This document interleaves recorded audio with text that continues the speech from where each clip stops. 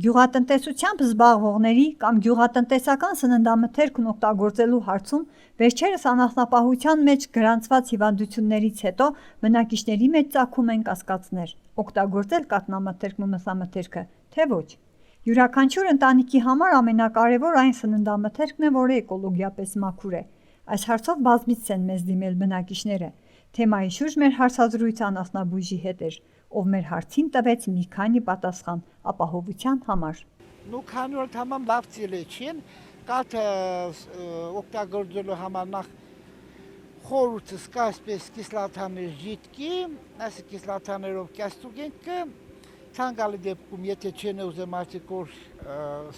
ստուգել տան թող երասնի մեր գուրեք անգամ, մաստոպաթիաները շատ են, այսինքն ներերու մեջը, միս արդեն սկսին արդեն օգտագործել է, համենադեպս ամեն ինչու դեպքում միշտ էպեստի, վсё։ Էպեսիր անբեդանգ է,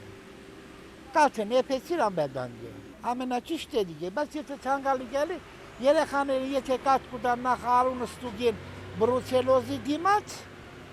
ճամփին էթանտանի նախսխա ստուգեն որ բրուցելոզը բրուցելոզ չէ, իսկ կաթ օգտագործելու դեպքում կիսլաթաներ կան, կիսլաթաներով կստուգեն անբեդանգ, իրենց առողջության, իրենց ապահովության համար։